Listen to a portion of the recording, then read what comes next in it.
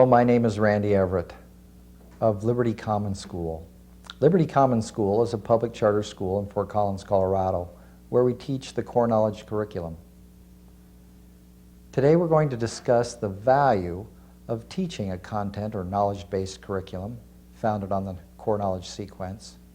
We hope to enlarge your understanding of the role that core knowledge has played in American education today and the value that it can have for you and your student. Together, we'll visit Charlottesville, Virginia, the home of the Core Knowledge Foundation, and also of Dr. E.D. Hirsch, professor of English at the University of Virginia, and founder of the Core Knowledge Foundation. We'll also visit Monticello, the home of Thomas Jefferson. In 1988, Dr. E.D. Hirsch published the book Cultural Literacy, which rapidly became a bestseller. In it, he puts forward the needs and benefits, the value of teaching a solid foundation of background knowledge to students. The research he marshals comes from a wide variety of various academic disciplines, but puts forward very strongly the case that a shared common background knowledge is vital to communicate in a diverse society and also for all subsequent learning that takes place in the schools. Let's talk a bit now about what we mean by knowledge and address the value of teaching knowledge. What do we mean by knowledge? We don't mean mere facts. Let me read to you a definition of knowledge given by Benjamin Bloom in his book, The Taxonomy of Educational Objectives, published in 1956. Knowledge is defined as the remembering of previously learned material. This may involve the recall of a wide range of material from specific facts to complete theories, but all that is required is the bringing to mind of the appropriate information. Knowledge represents the lowest level of learning outcomes in the cognitive domain. There are historical reasons why knowledge has been seen in such a trivial sense by educationists. Now, I'm not going to go into all those details now, but many of them are documented in the book Cultural Literacy by Professor Hirsch, and in another recently published book by Diane Ravitch, one of the foremost historians of education in America, a book entitled Left Back, A Century of Failed School Reforms. Both of these books deal in more detail with how and why our attitudes toward knowledge in American education evolved to the current point. But without going into them anymore, let me give you a better definition of knowledge. Knowledge consists of the facts, the relations between them, the thinking about them, and the effort to understand and connect them. It is not out of ignorance that we discover understanding. It is exactly because of what we already know that we can know more, that we can discern organizing principles, and make and test hypotheses, and act rationally. Modern American education today prefers to focus on something that gets referred to as skills and process. The skills meant are reading, writing, and mathematics. The process refers to a desire to teach children how to think. The de-emphasis on knowledge that has evolved slowly over time and has resulted in the slow but steady extraction of knowledge out of the American school child's curriculum comes because it is believed that since knowledge changes over time, to best outfit a child for future work and the demands of citizenship, all that is needed is to teach a child how to think. Now, this sounds good, but in practice, does it really work? That is the question addressed in cultural literacy. Now let's talk a little bit about what is meant by core knowledge. So what does this core of knowledge contain? Well, as we see here in the core knowledge sequence, it includes science, both life and physical, music, the visual arts, which includes architecture, American history and geography, world history and geography, mathematics, and language arts, including English. From this foundational knowledge, the core knowledge sequence then allows a curriculum to be built that imparts to children this very important background knowledge. The idea that teaching a fundamental body of knowledge is a primary objective of education has been around for a long time. It was prominent at the founding of our country. Here we are at Monticello, Virginia, the home of Thomas Jefferson, designed and built by him. Thomas Jefferson was a great believer in education. One of the things that he did in his life that he wanted to be remembered for was establishing the University of Virginia. In his writings, both toward that end and in letters to his friends, Thomas Jefferson often spoke or wrote about why education was so important. He felt that it was absolutely necessary that the entire public be educated well in order to maintain the democracy that he and his colleagues, his friends, had worked so hard to establish. Thomas Jefferson reflected the remarkable value that he placed on education in other ways as well. He was a great natural historian. He spent a great deal of time wandering around the woods of Virginia collecting both plant and geologic specimens, writing about them and documenting and cataloging them. In his plans for the University of Virginia, he was also explicit that he thought that a very wide background of knowledge made up the foundations for his education, or for the education of students. It's also apparent in the very library that he collected here at Monticello that he read widely, not just from history and in ideas, but in the sciences, mathematics, architecture. This breadth of knowledge that he both acquired through his own study and that he recommended for students is a foundational idea that was common at the time and that now, through core knowledge, we understand is a key to establishing the type of education so important for a democracy. Let's now take a look at 8 reasons that modern research has shown us as to the value of teaching background knowledge.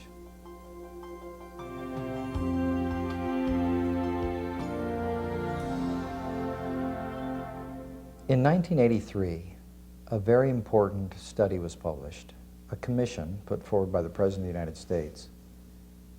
And the study was entitled A Nation at Risk. The Blue Ribbon panel that put this study forward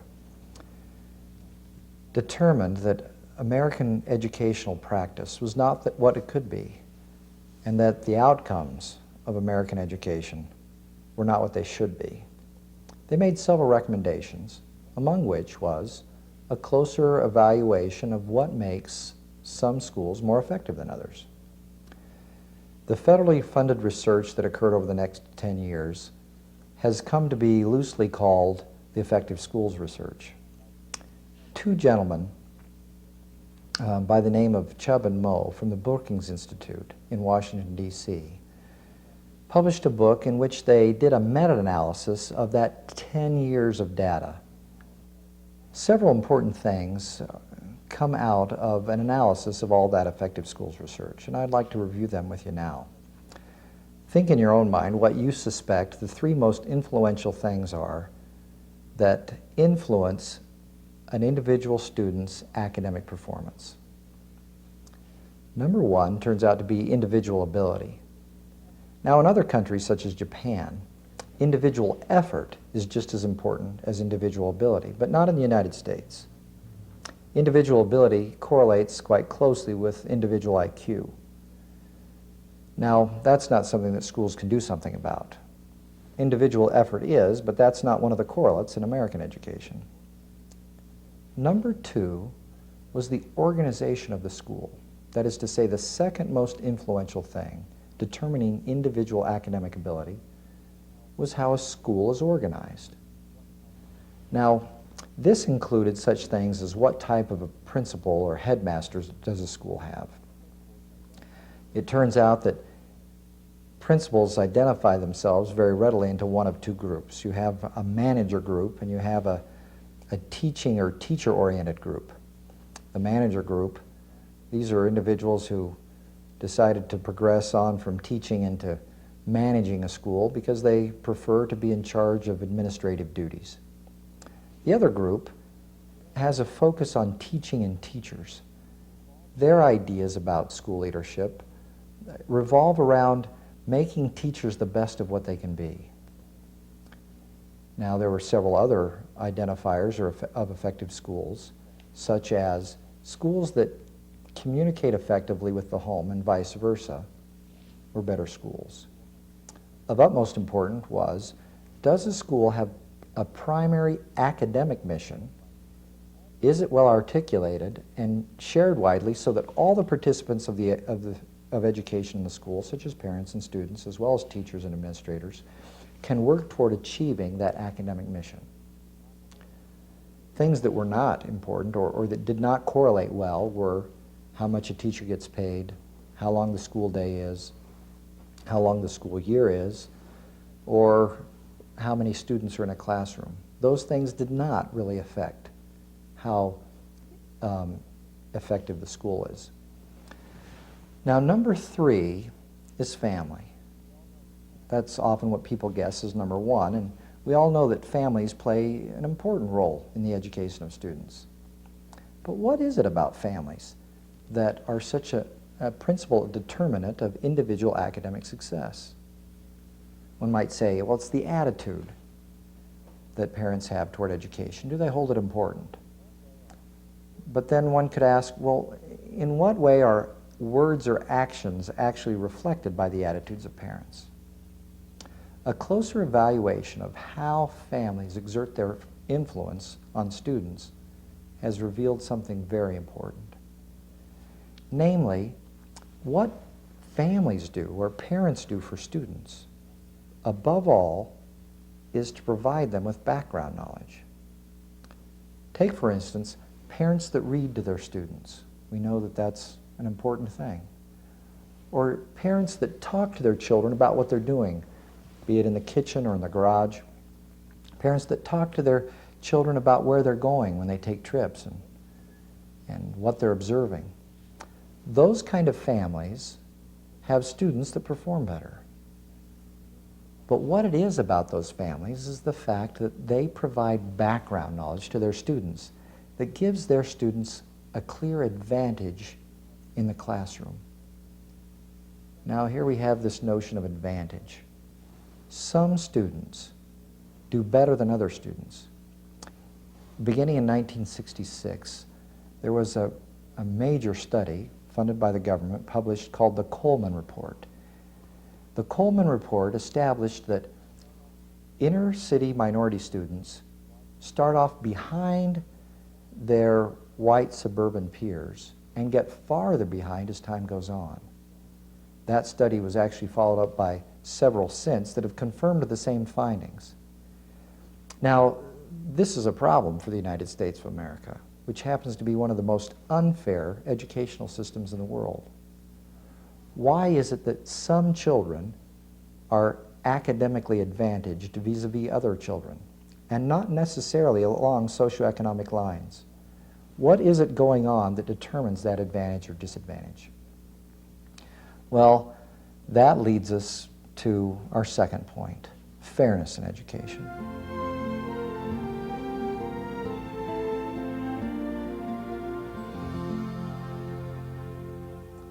The United States and Italy are the two most unfair educational systems in the world. Why is that so, and what makes other systems, such as Japan and France, more fair? Let's take France, for example. In France, the Turkish migrant workers' children who are introduced in elementary school into the system often don't even speak French.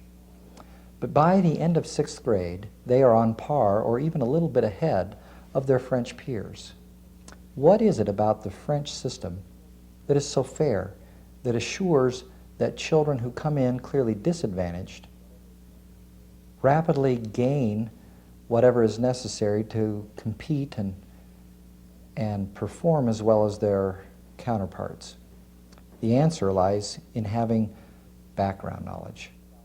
The schools in France have a very clear idea about what they want to teach in terms of knowledge, and they do a good job of delivering that.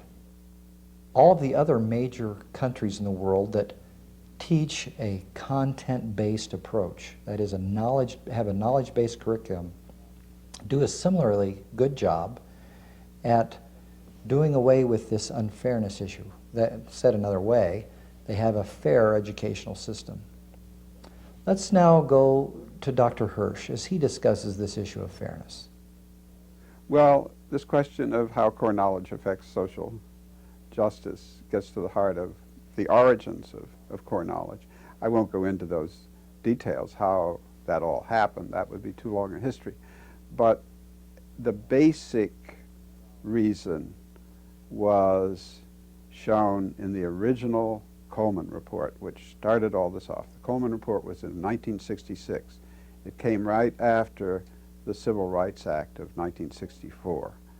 And Coleman was asked to find out whether equal educational opportunity existed in the United States in the public schools. And what he found was, the most famous finding, which is the least important in a way, was that families, as schools were constituted now, played a bigger role in academic achievement and life chances than schools did, as the schools were then constituted. And he also found, and this was a tremendous piece of research, and it's never been refuted. It was a huge, congressionally mandated piece of research. He also found that good schools have a bigger beneficial effect for disadvantaged children than they have on advantaged children. And contrary-wise, not so good schools have a much more depressing effect on the achievement of disadvantaged students, and they don't affect advantaged students as much. Well, what was the reason for that? The basic reason was that the schools weren't providing the knowledge with sufficient intensity and completeness to overcome the advantages that these other children had outside of the school. Okay? So that the disadvantaged children are very much affected by what goes on inside the school. And if what goes on inside the school works out to the knowledge that they need to succeed academically in learning, in reading, and later life chances, then that will close the gap. If the school doesn't provide those things, most of the advantaged kids are getting this kind of knowledge outside the school. That's the simple explanation as to why a good knowledge-based curriculum with carefully selected and sequenced knowledge is effective in raising social justice. So what about fairness in education in America? Well, over the past 10 years since core knowledge has been implemented, we actually have a lot of information, a lot of data that confirms what the thesis projects, namely that schools that will convert to a core knowledge curriculum, a curriculum that has a solid basis of background knowledge to provide to students, will actually ameliorate this unfairness issue. Take, for example, the Mohegan School. This is an inner-city school in New York that was at the bottom of the performance heap, if you will. The school itself is in a neighborhood that is also joined by several crack houses. Drug and gang-related problems are common even among elementary school students that attend there. Jeff Litt, the newly hired principal there many years ago, and the first principal after 5 and 2 years, talked to his faculty after visiting the Three Oaks School down in Florida, principaled by Connie Jones, which was the first school to implement core knowledge. After his visit there, he went home to his faculty and explained what he saw and why he liked it. And he asked them if they would agree to implement the core knowledge sequence. This they did. In an article that was subsequently published in the Reader's Digest in October 1994, he recounts their experience over a year's time after implementing core knowledge. The results were remarkable.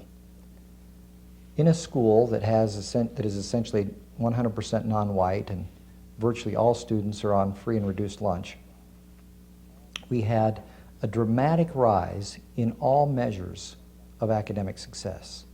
First of all, the standardized test scores on reading, writing, and mathematics went up dramatically. But that's not all. Attendance shot up. The students actually loved going to school. He also reports that for the first time in as many years as any of the faculty members could remember, parents actually came to the school to find out what was happening. Their students were reporting this interest, this curiosity, this desire to be at school all the time, to learn all of the remarkable things that they were being taught. Library usage went up several thousand%.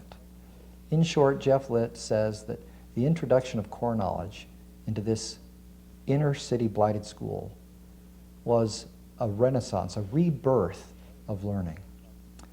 Now, there are several other schools all across the country, including here in Fort Collins, where I live, that have demonstrated the same sort of results. We'll show you some of that data later. Providing children with background knowledge is a fundamental thing that all schools can do.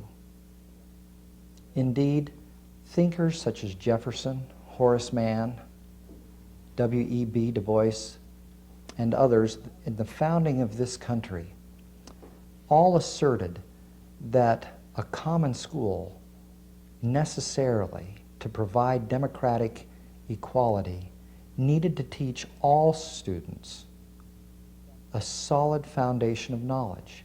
It was that common knowledge, indeed, that defined in their minds the common school. And so it is today. If we want educational fairness, we need to, and finally have, identified that ingredient which is most responsible for educational parity.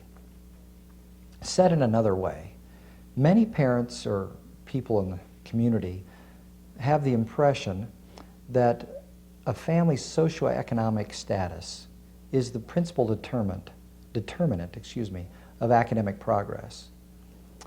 That particular determinant, one's socioeconomic status, has a correlative factor of 0.42.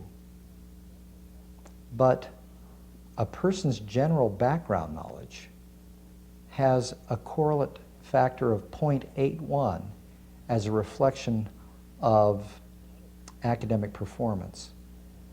In other words, one's general background knowledge, something that schools can provide if they choose to, is twice as significant as a student's socioeconomic status in determining one's academic performance. And indeed, if one were to try to explain why socioeconomic status is a factor at all, one can easily correlate it to the types of activities in families that are most likely to provide background knowledge to students. To summarize the issue of fairness in education, where once we were concerned about desegregation in schools, now we must be more than ever more concerned about the desegregation of knowledge. All children need a common foundation. They need common access to the background knowledge that will allow them to compete fairly. And importantly, not only will the poorest students make the most gains under a core knowledge approach, but all students improve significantly.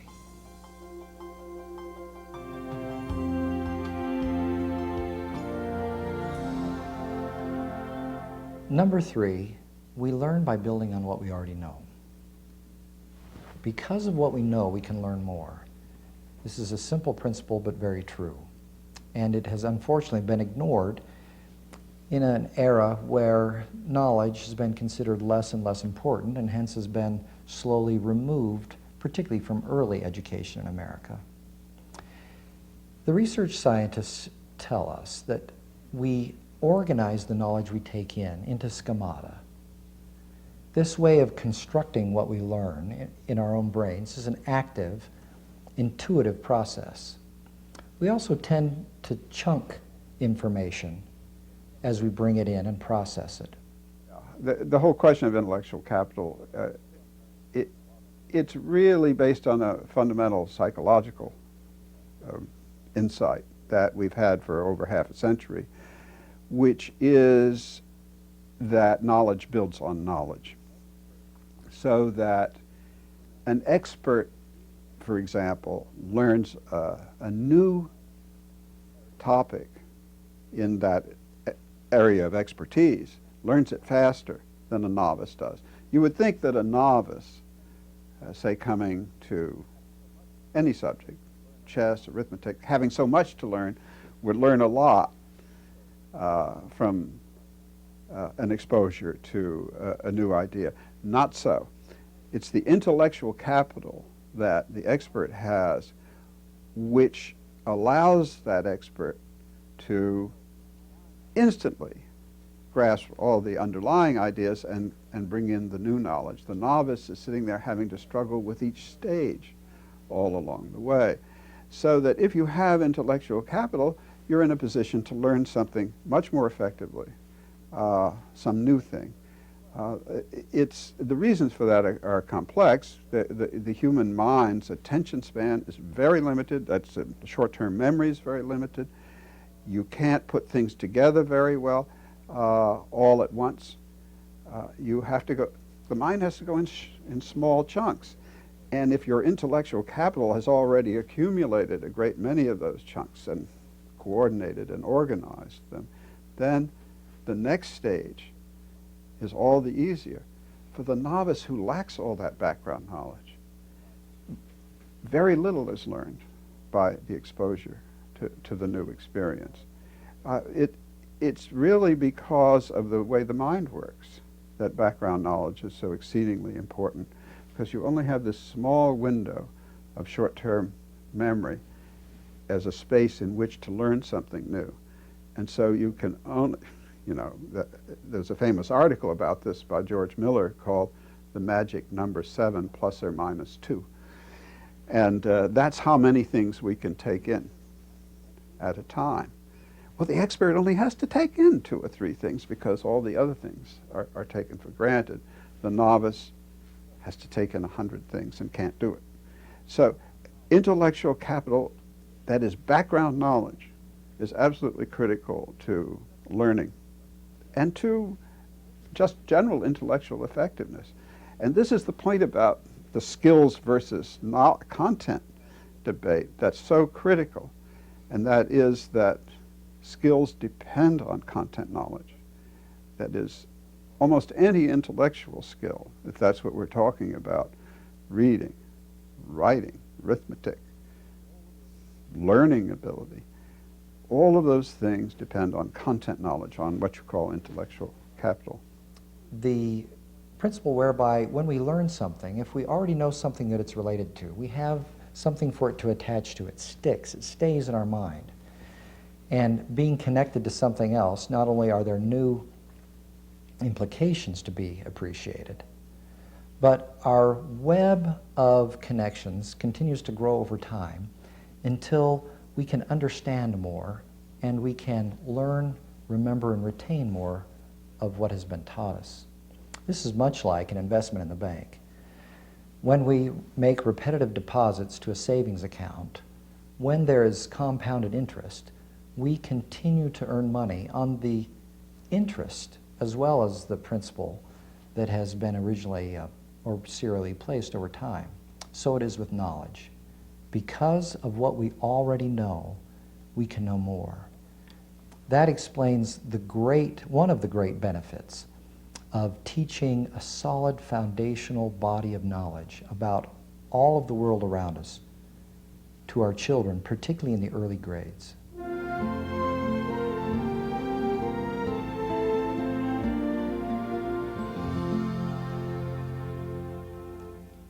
Number 4 is coherence. In core knowledge, because the sequence explicitly defines the knowledge that will be taught from year to year, a third grade teacher can, for example, look at the curriculum, see what the second graders have learned, and build further on that knowledge, taking the knowledge both deeper and the understanding about that knowledge deeper. In our current system with a skills and process-based approach, the explicit expectations about knowledge are more generalized, and hence teachers have more freedom to choose what knowledge they would like to teach in order to further particularly the progression of skills and process, namely teaching children to think. In such a system, students that come in might have learned a variety of different things from their various teachers. And so a teacher following them might need to start actually from the beginning to bring all students forward, or teach on a more superficial basis all the way across. Over time, the value of this coherence becomes more and more evident. It is also something that teachers appreciate greatly. Well, the first thing that happens in relation to the school itself, as compared with the typical American school, is that the first grader gets prepared to go into second grade. I mean, right now, the second grade teacher can't predict what it is that the children coming into that his or her grade will be ready to learn. So that just the structural coherence of having a rather specific curriculum means, well, for one thing, it's clearly democratic, isn't it? I mean, you're bringing in all children. You're getting them all to the next stage of readiness to learn. So there's the benefit of the knowledge itself, and then there's the benefit of the coherence in the school. There are some interesting benefits within the faculty of all the core knowledge schools that we've noticed, and what wasn't predicted, and that is there's a lot higher faculty morale in general in core knowledge schools because they're talking to each other. They're consulting with each other about the best ways of teaching this common material at their grade level, and they have responsibilities to the teacher that's the level above to get the children prepared for that next level. There are benefits that we've noticed in use of library. The children are reading more, and of course the more they read, they know something about those subjects, so they read more. Library use goes up. And of course, as library use goes up, those children's vocabularies are being enhanced generally, which is the main way vocabulary gets enhanced.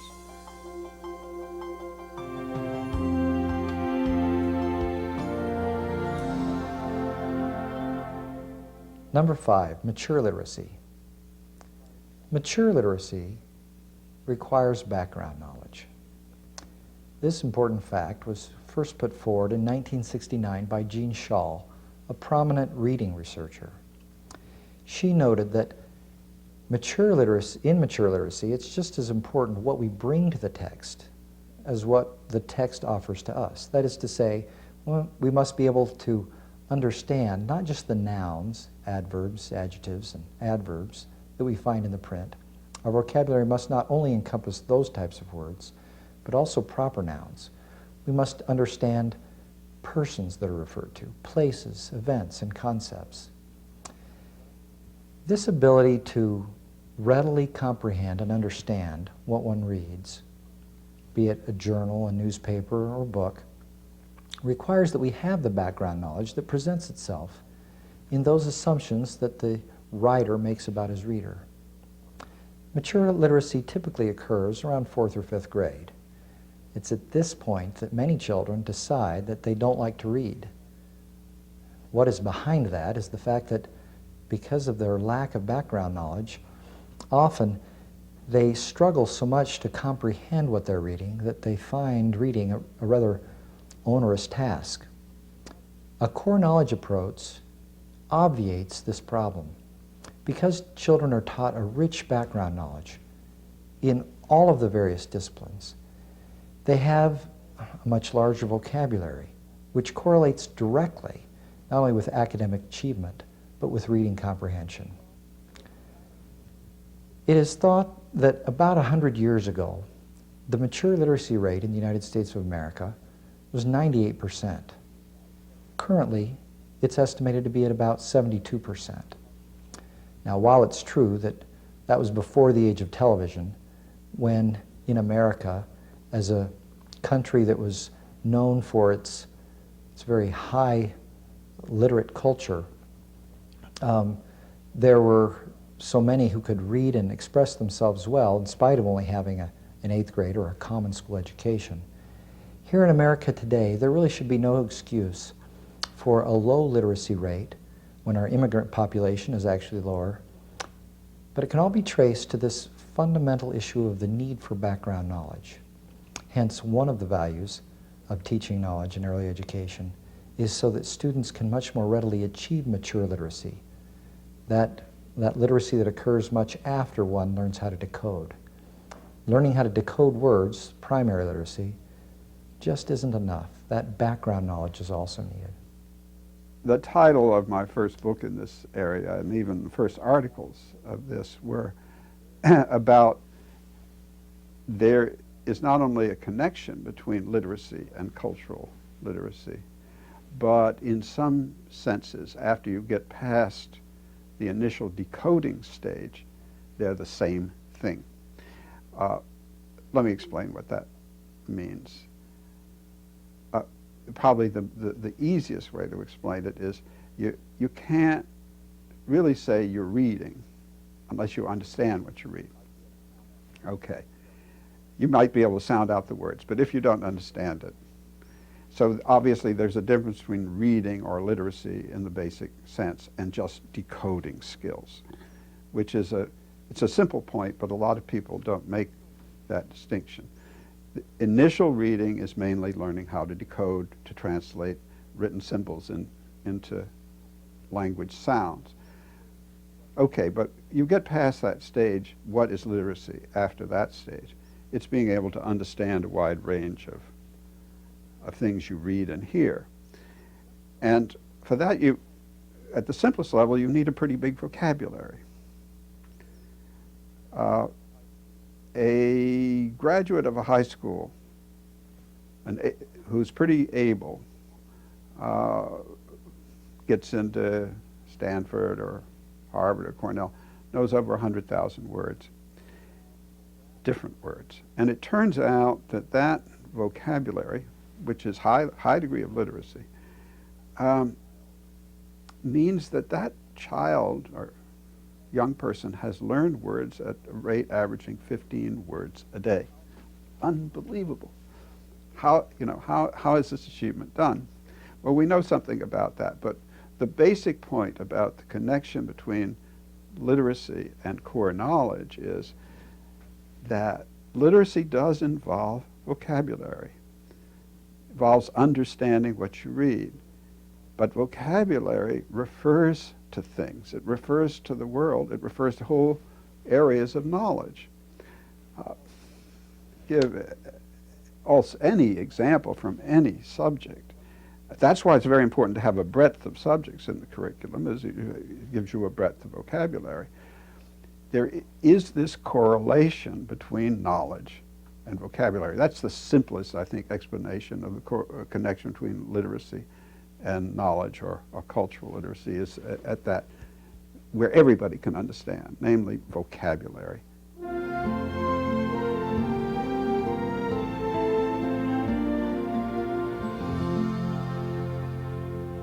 Number 6, critical thinking. Critical thinking requires background knowledge. Now that sounds like common sense to you and me, but there has been a gradual progression of the notion tied to this whole skills and process-oriented education that we have here in America, that thinking can be taught separate from the knowledge of any particular academic domain. This turns out, however, to be incorrect. The ability to think well or deeply or insightfully about something depends first and foremost on having a thorough knowledge in that domain. It was believed for a time that thinking was independent of domain, and we know now that that's not the case. In order to think critically about something, one not only has to have the knowledge of that domain, but to have gone to the next level of appreciating the patterns between that knowledge. What we said earlier was the relationships between the facts, the thinking about them, the effort to understand and connect them. All of that together is tied to the ability to think well about something, and it is something that must be taught. consider the following quotation from Jerome Bruner. In contrast to analytic thinking, intuitive thinking characteristically does not advance in careful, well-defined steps. It tends to involve maneuvers based seemingly on an implicit perception of the total problem. Usually, intuitive thinking rests on familiarity with the domain of knowledge involved and with its structure. Unfortunately, the formulation of school learning has somehow devalued intuition. And here's another quotation that I particularly enjoy from John Holdren, former executive director of the Core Knowledge Foundation. No one except perhaps Joe Friday wants just the facts, at least not in schools. We also want, and our students need, opportunities to use the facts, to apply them, question them, discuss them, doubt them, and connect them, analyze them, verify or deny them, think critically about them. All these higher order activities, however, rely upon having some facts to work with. Without knowing a lot of facts, you lack the solid foundation upon which to build all higher order skills. And that's a fact.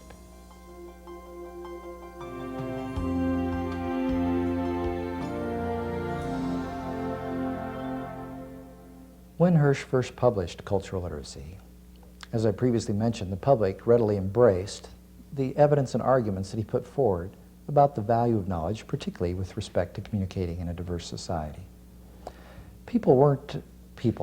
Educationists weren't quite so enthusiastic about the list at the back of the book that made up the appendix. 5,000 persons' dates, events, and concepts that every literate person should know. They seemed to take umbrage that someone would put forward what a literate person should know. But that's not what Hirsch was doing. Hirsch was not seeking to prescribe what people should know or be taught. He was trying to describe the knowledge that already makes up the literate background information that adult members of our society carry about with them, whatever subculture they might be a part of. This notion, then, that we do use and make assumptions about the background knowledge of others when communicating with them is profound and very important to the whole notion of a democratic society, where something is shared that all people can come together to work toward and to use in their communication with each other.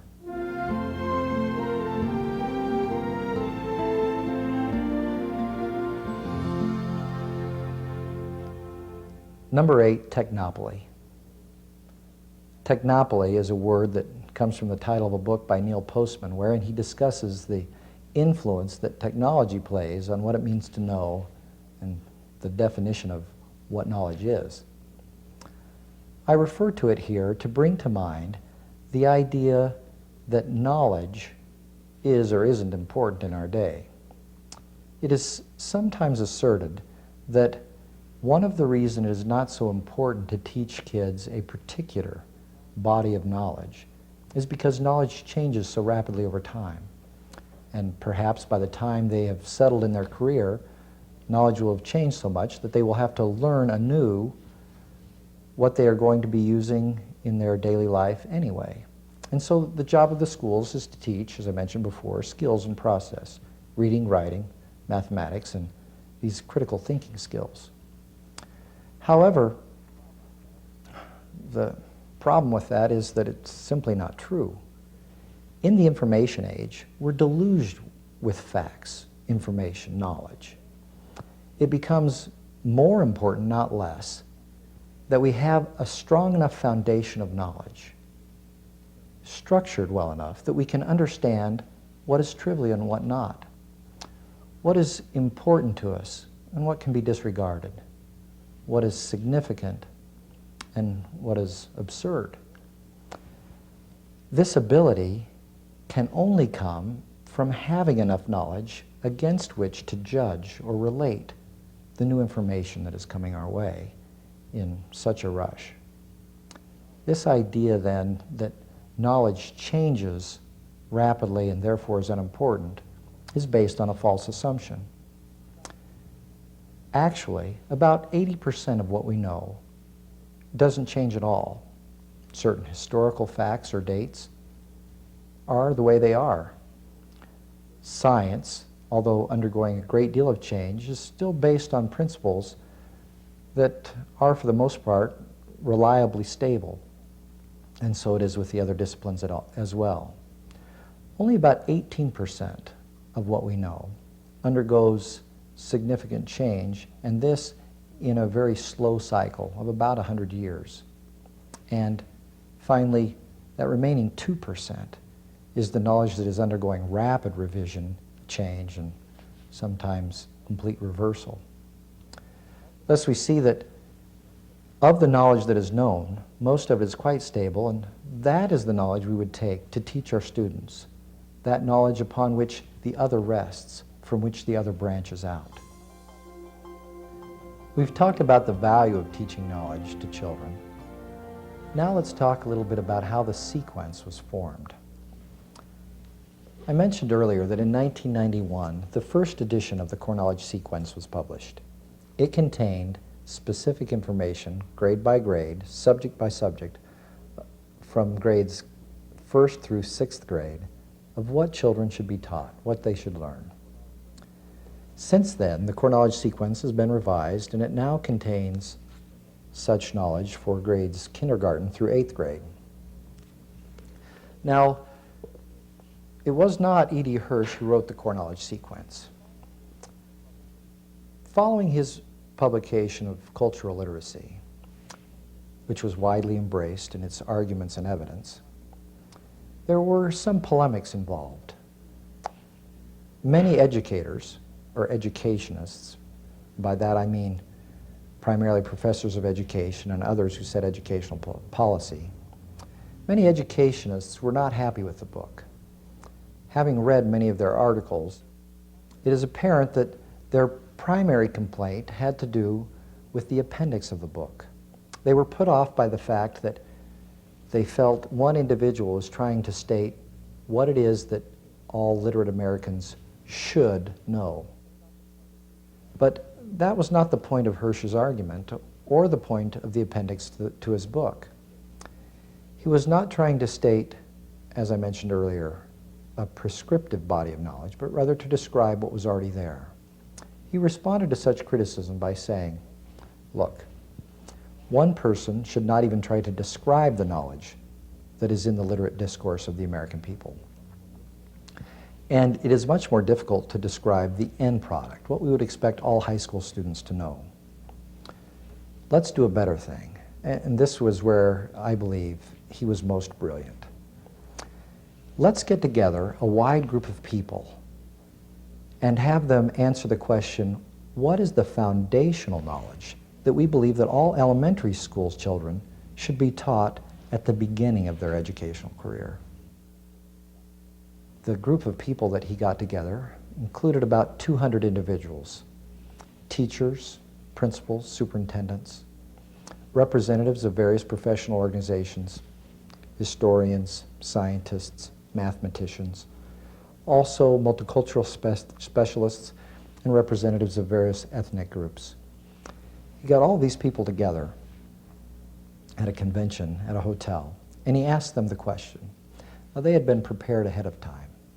The second brilliant thing that he did was to identify criteria upon which everyone could work together in deciding what it is that should be included in the sequence.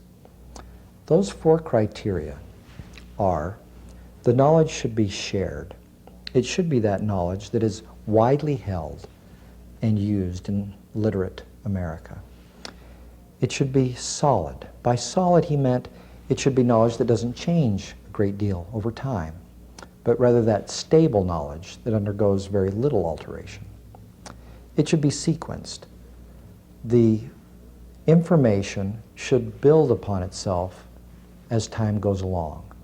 In some cases, information or knowledge would be revisited, much in the spiral method that is advocated by many, whereby something that is introduced gets introduced later in more detail and depth. Finally, this information should be specific.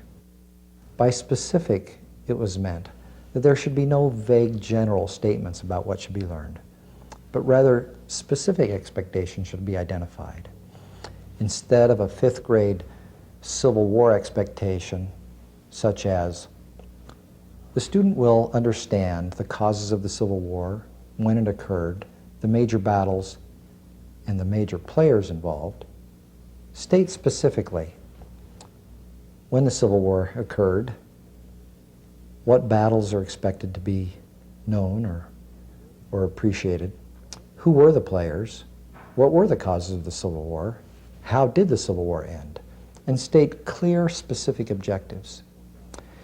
Using these 4 guidelines that had evolved through the process, all of these individuals, many of whom did not anticipate cooperating or coming to an agreement early on, found a rather unified voice and did not have a particular problem identifying the sequence, which happens to be the first formal effort in the history of the United States to define in very clear objectives an entire body of knowledge in each domain: the sciences, world history and geography, American history and geography, music, art, and architecture, English, and language arts, to define an entire body of knowledge of what should be known.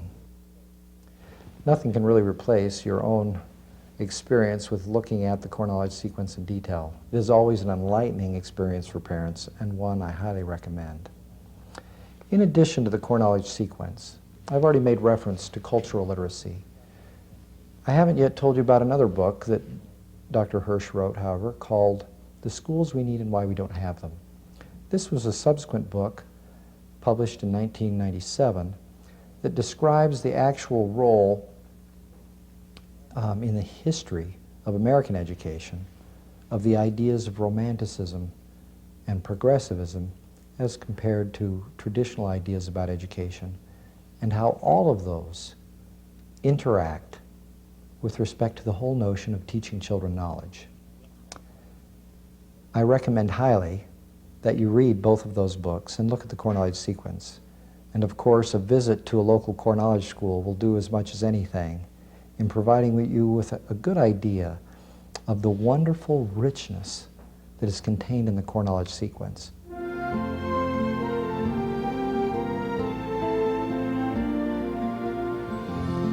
Is there actually any data available that shows the actual success of core knowledge on standardized tests? Well, there is a lot, as I mentioned earlier, but 2 studies in particular I think deserve attention.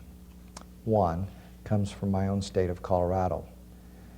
In Colorado, the State Board of Education is required by law to receive a report from the State Department of Education reporting on charter schools. In this instance, because many charter schools happen to be core knowledge schools, we have a lot of good data about the CSAP results. Those are tests mandated by the state that cover content as well as skills. Let's take a close look at this data from Colorado. The overall 4th and 7th grade reading and writing scores on the Colorado Student Assessment Program Criterion Reference Tests were averaged for each school and then compared to groups of charter schools according to the learning model used. The statewide average for all schools of students scoring proficient or above on this test was 48%. All charter schools taken together scored at 55%. All core curriculum charter schools taken together scored 67% proficient and above, making it the highest. Finally, all charter schools designated as experiential schools scored the lowest at 44%. The core curriculum charter schools scored 19% higher than the statewide average. Next, the Colorado Department of Education stratified the CSAP results for the 4th grade reading test, pairing core knowledge schools with district schools within a similar socioeconomic range. This bar graph shows the mean score of such matched district schools at 64.37%, compared to 73.67% for the core knowledge schools. This confirms the benefit for disadvantaged students learning core knowledge. Next, let's hear Dr. Hirsch discuss the Oklahoma City data. General reading ability, the theory said, would be enhanced if you have greater background knowledge taught in a more coherent way with the knowledge that was most effective and useful for reading. Turns out it's true. That is, even though core knowledge students weren't prepping for the ITBS or the CTBS or the Metro or any of the standardized tests, they all score better than control groups, very carefully controlled groups, on reading and even on math, to my surprise, because I would have thought core knowledge and math wasn't much different from just math in general. But so that's a subject I can't explain. But the highest rise in achievement and the biggest closing of the social justice gap, so to speak,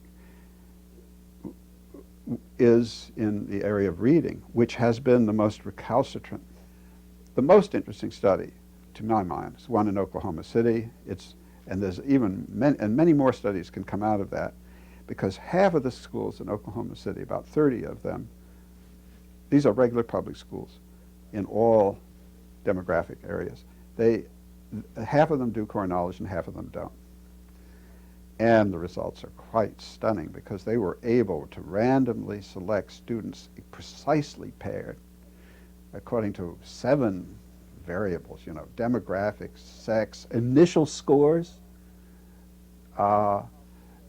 every possible way in which they could be paired. And the number, I think, was 600 students, 300 in each group. I mean, it's quite a statistically significant group. And in 1 year, heaven only knows where these results will go if, over a longitudinal 3-year study.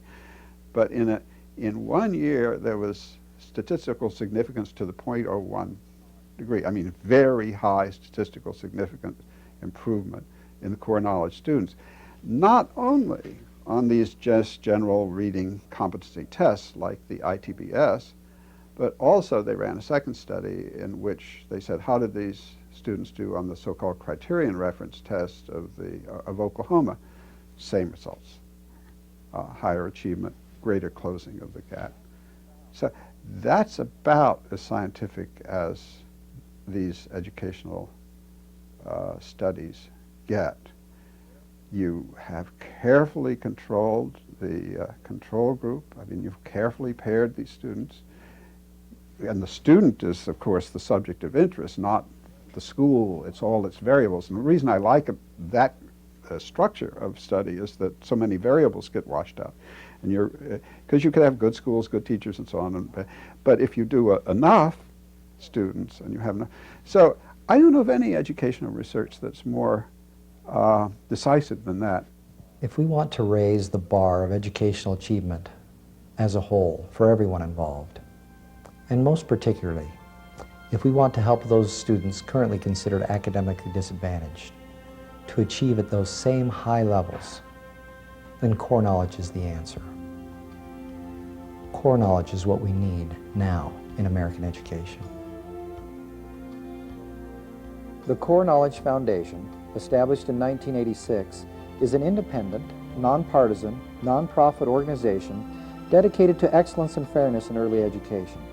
The foundation conducts research on educational issues and ideas, develops books and other materials for teachers, parents, and children, provides training and support for educators implementing the core knowledge sequence, and serves as the hub of a growing national network of core knowledge schools.